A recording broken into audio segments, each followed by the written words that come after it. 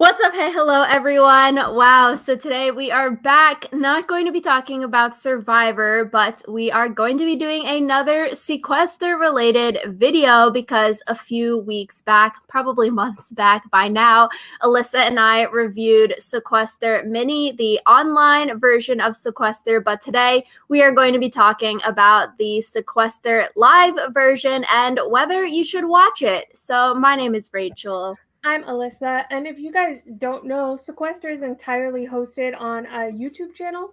So every week there's a new episode that premieres at 9 p.m. on Tuesday?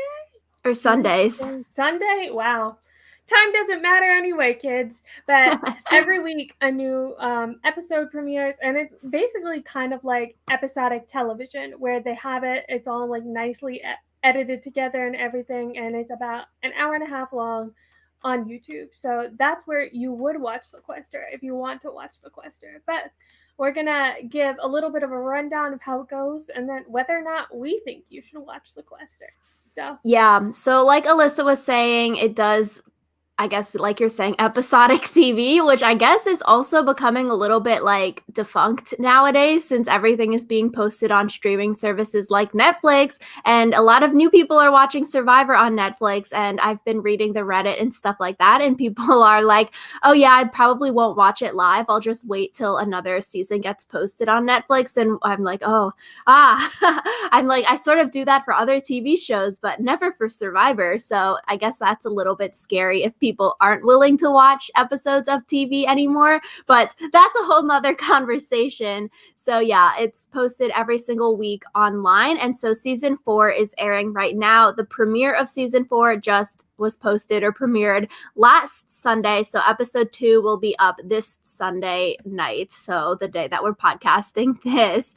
And so I watched season 2 of Sequester over the last week just to like check it out, because I wanted to see what the live action version was like, because Alyssa and I, over the summer when the Sequester Mini online versions were going on, which is like a bunch of people playing this like 6, 7, 8 hour game online via like Zoom kind of chat rooms, where it's very similar to the live action version of Sequester, where each round there's a twist that the players have to like deal with or go through in order to decide who gets voted out, who's like on the chopping block to get voted out, or who gets safety. Those kinds of interesting twists. And Alyssa and I did a podcast about the Sequester online version, how it's so long, but the twists are pretty cool. And I think it does help to prevent like large voting blocks from forming, because some things like, the biggest even numbered vote gets voted out. So you don't want an even numbered vote, but people will throw votes. People will like do this and that. So it's like sort of hard to strategize for like more weird twists like that.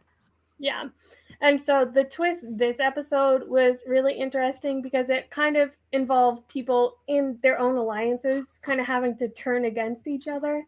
And we won't say much about like spoilers for this episode just because we do want you guys to be able to watch it if you want to watch it. But the twist for this episode I thought was a very good twist for like a round 1 type thing.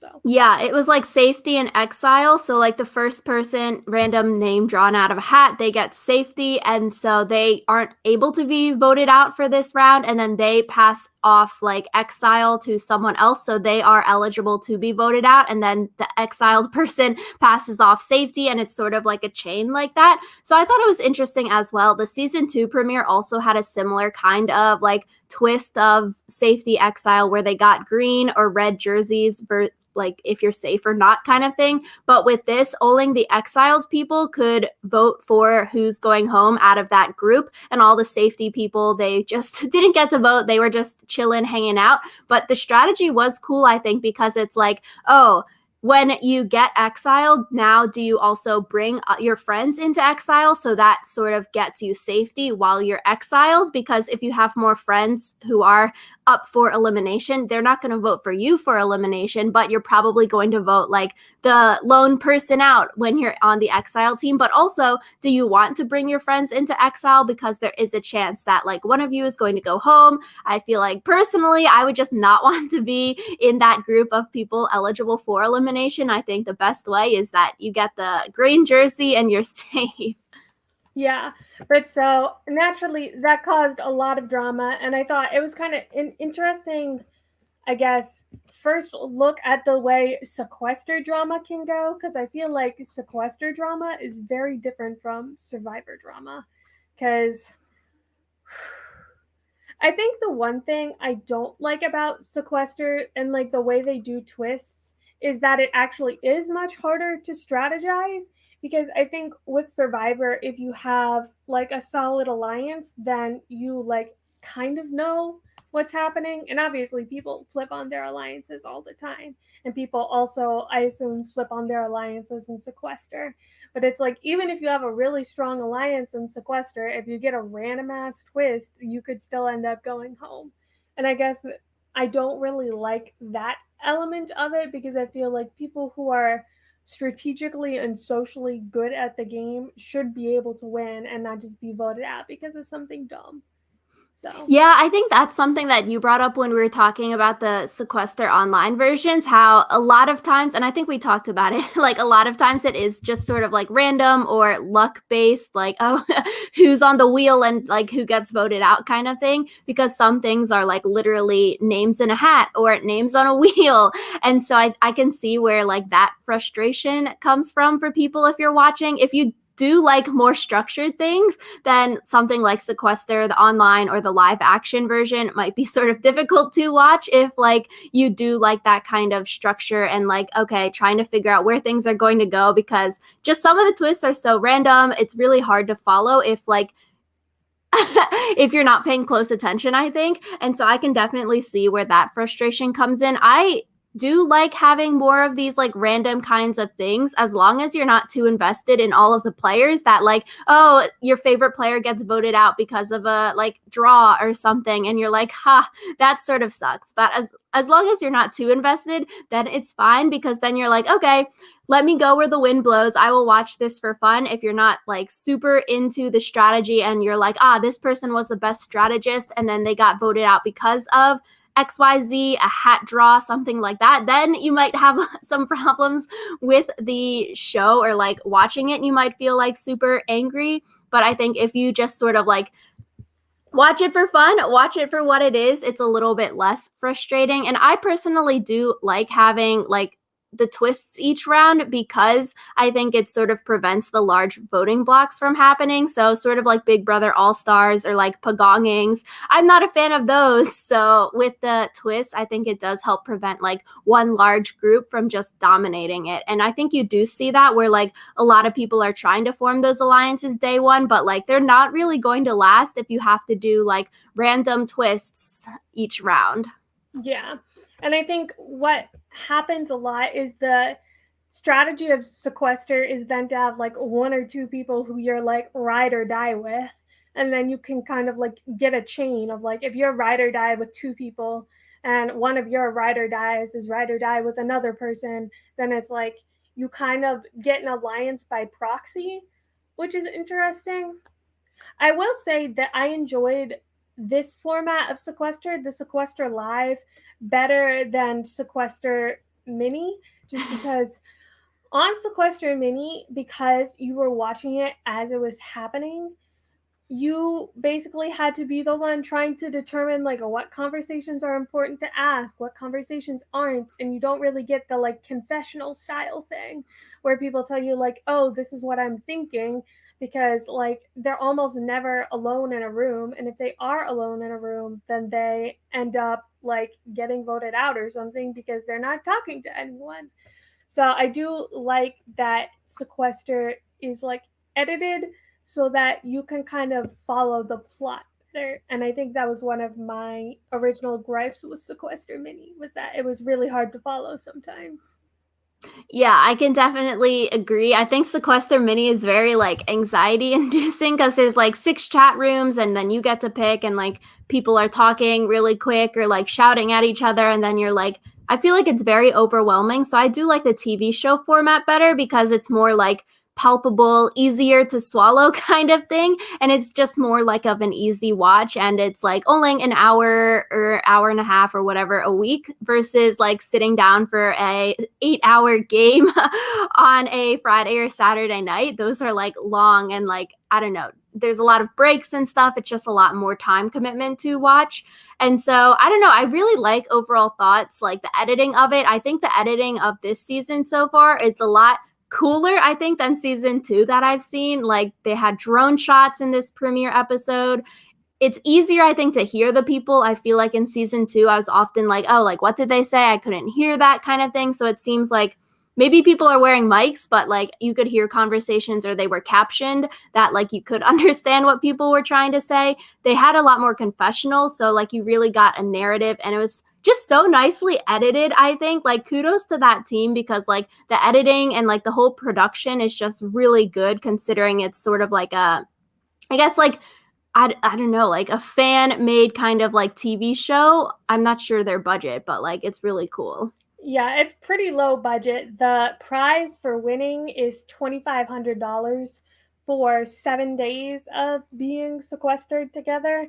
So it's like $350 per day that you're there if you win. So that's a lot different from something like Survivor, where it's like $1 million for 40 days. So Yeah, I feel like Sequester is more of a like an experience of people like having fun together versus like actually trying to win the money since there's not really like you're not paid to be there versus all of the real TV reality shows. You're like paid to show up kind of thing. And I think Sequester really reminds me of there's another kind of like TV show kind of thing like this. It's called Reality House and it's also on YouTube. It's made by Kian and JC, who I like used to watch a lot. I don't know, when we were younger, they were like super popular back in the day. And they do this sort of like Big Brother kind of style house where they have a bunch of famous YouTube influencers that go in the house for like X amount of time and they do daily challenges and then they vote each other off. Very similar kind of thing. But I would say that the Reality House show, lot less strategy. Those like YouTubers aren't like the super gamey people like they have on Sequester. Like everyone on Sequester has played Sequester Mini. They're in the community. They know strategy, Survivor, Big Brother, all of those shows versus the YouTube Reality House. It's more like famous people hanging out and then they like vote each other out kind of thing. yeah, and there are 2 Survivor adjacent people on this season of Sequester if you guys are only interested in things that have Survivor alumna in it. So Shireen is one of the players, and then Brett Walgamat, who covers.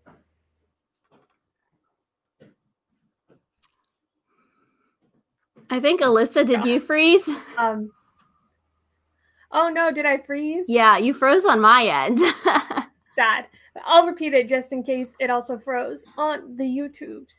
But Shireen is on it, and then Brett Walgamat, who is on Rob Has a Podcast, but for Big Brother, not Survivor, is on it. So I consider him Survivor adjacent, just because I still think of Rob Has a Podcast as only a Survivor podcast, even if it has a bunch of other things now. Yeah. So yeah, Brent is actually subscribed to our channel. I noticed that a while ago, and so that's also pretty cool. I really doubt that he watches all the stuff, but with this title, maybe. But yeah, I think it'll be interesting to see how this season plays out because it is a bunch of like gamers in the house, you know, people that have talked on podcasts about this show. A lot of these Sequester people are even like guest starring on Rob Has a Podcast now. So they're like super gamers. They've played Sequester minis before. And so I do wonder how that kind of like cast will work because it is a bunch of super fans. I feel like if Survivor or Big Brother did a whole season of only super fans, I wonder if it'll be a good season or if it's like, since it is a bunch of game bots, will they follow the course of like, okay, this is what I've seen on TV. This is how I know or think the best strategy is because I've analyzed so many of these strategy reality TV shows kind of thing. So I do wonder because it does seem like the first boot was pretty standard, like, oh, this person did this, they searched for an idol, let's vote them out, like odd person out, they know less people.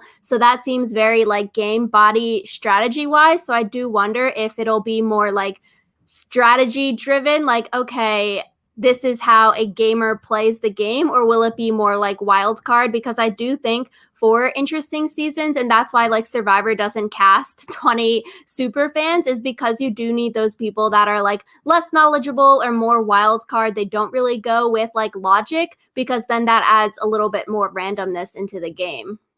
Yeah, I mean, I also think a lot of these people who are playing are people who won their Sequester minis, or at least got to the final 3 in their Sequester minis. And I guess you kind of see how, like, in Survivor, when they did Winners at War, it was kind of like crazy for a little bit because it was just so many big personalities coming together. And so I almost wonder, like, if that is also going to come into play a little bit later, just because we already saw butting of heads pretty seriously in this first episode. So yeah. Yeah, a bunch of big personalities all together, and like it's going to be problems and like drama in that sense, and especially because like no one wants to be the first person voted out, and especially if you have like a lot riding on it, like you're a podcaster for these kinds of TV shows, you can't be like an early boot, otherwise that like looks sort of bad, you know? So it's like I feel like a lot of these people have something to prove, in the fact that like they won their mini or they got further and like made the jury kind of thing. So it's like if now you go on and you're like an early boot, that's sort of got to be like a punch to your ego, you know? Yeah, especially because it's just like, I feel like a lot of people in the house, I didn't hear anyone really talk about the difference between Sequester Mini and like the live version of it, except for when they were first coming in and they were like, "Oh yeah, we're in a house now instead of all being on Zoom." So that's gonna be interesting, I think. Yeah, so the players that we like so far, got to keep an eye out. I guess I've watched them on Sequester, because I did watch like the all winners version of the Sequester mini. And so they were in there, I believe, or like I've watched them on Sequester or something. I really like Muna and Jacob. They seem like to have a lot of power in the house, and they seem really chill and really cool. They both have like bomb ass fashion sense as well. Like I want to be their friend. They both seem so cool. And obviously, Brent, we got to stick on there for Rob Has a Podcast. Got to root for him. And maybe Shireen is on there as well, just because she played Survivor. But like, I don't think she can win it. Yeah, I feel like Shireen is very interesting. She did throw shade at Survivor at one point in this episode, so I thought that was kind of funny. But yeah, I wouldn't add anyone to your list because those are all the people I also liked. So yeah. Yeah, amazing. I think overall good episode. I do wonder, like we were talking about at the beginning, would I watch it live every week? I feel like maybe, but also I might just want to like binge it all after the season is over. Yeah, I feel like I might, like, if I'm looking for something to do for an hour and a half, I might think about it and put it on, but it's not like at 9 p.m. I'm gonna be like, oh, gotta pull up my semester. So Yeah, especially because Alyssa and I watch stuff on like 2 times speed, so I need to like wait till after it gets posted, because I think it's like, I don't know, YouTube now you can like do premieres where it's actually posted at that time, but it's posted live, and so people can't watch it 2 times speed because it's like airing the show sort of like a normal TV show kind of thing. So if you want to watch it after the premiere, you have to like wait till the like 20 minutes that the video is over until you can watch it like at a faster speed. yeah, which is lame, but yeah. Yeah, so that was our review of Sequester. I was about to say Survivor. So many like S named things. I think overall, like, definitely would watch it. Definitely would recommend you all to check it out, especially because, you know, the TV is a little bit lacking nowadays. Not a lot of stuff to watch, which is sort of wild. Right now in December, we'd be almost to the finale of our Survivor season in like 2 weeks. We would have had the finale. So that's a little bit of a bummer now. But yeah, Alyssa and I guess this starting next week, The Challenge season 36 premieres on Wednesday, so we will also be checking that out. Natalie Anderson and Jay from Survivor will be on there, as well as a bunch of other Big Brother people. In order to get on the challenge, you have to have been on some other reality TV show. So if you watch, like, Are You the One on MTV, X on the Beach, America's Got Talent, or even like the Olympics, they've got a bunch of different kinds of people on the challenge, which I we're love gonna that you watch. just called the Olympics a reality TV show. I guess people that do sports. Yeah. I will say another good thing about Sequester is it's really easy to avoid spoilers. Unlike with Survivor, sometimes I'll have to watch late and it'll be like, oh, I know who goes home because of spoilers. So yeah, Sequester, I think it's a fun watch, but it's not necessarily as strategically engaging as Survivor. Yeah, I would say with spoilers though, if you are going to binge this season or go back and watch like the other seasons on the Sequester YouTube channel, the like thumbnails of the videos does have people who like make it far. So sort of like how CBS All Access, if you just skim the whole entire season, like you can see people in the thumbnail for the video, which is sort of annoying because then you're like, oh, that person is in the finale thumbnail. Like they probably make it to the finale, which is sort of sucky, but just close your eyes when you look at the thumbnails. Close your eyes when you look at the thumbnails. Great advice. So we'll link to the Sequester YouTube channel down in the description box. And let us know if you guys watch Sequester. Let us know if you've seen it before. And yeah, also let us know if there's something else you want us to do after we review the challenge, because we're always looking for more interesting reality TV to look at. And we'll see you I'm so excited. Yeah. And we'll see you guys